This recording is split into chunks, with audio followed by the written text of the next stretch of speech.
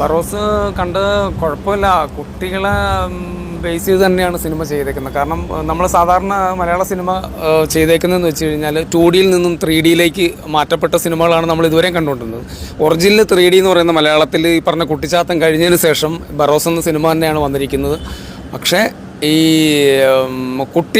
കുട്ടികളാണ് മെയിൻ. കുട്ടികൾക്ക് വളരെ ഇഷ്ടപ്പെടുന്ന സിനിമയാണ് ഇത്.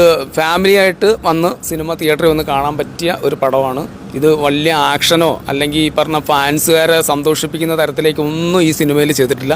പിന്നെ എനിക്ക് എടുത്തു പറയാനുള്ളത്, എനിക്ക് ഭയങ്കര സന്തോഷമായ ഒരു കാര്യം എന്ന് വെച്ച് കഴിഞ്ഞാൽ മലയാള സിനിമയിൽ 47 വർഷം ലാലേട്ടൻ നിന്നതിൽ വെച്ച് ഫാൻസ് അസോസിയേഷൻ വന്നതിന് ശേഷം ആദ്യമായിട്ട് സമാധാനപരമായി ഒരു മലയാള സിനിമ മോഹൻലാലിൻ്റെ ലാലേട്ടൻ്റെ, നമ്മുടെ സ്വന്തം ലാലേട്ടൻ്റെ സമാധാനപരമായി ഒച്ചപ്പാടൊന്നും ഇല്ലാണ്ട് ആദ്യമായിട്ടാണ് റിലീസ് ദിവസം കാണുന്നത്. ആ ഒരു സന്തോഷമുണ്ട്.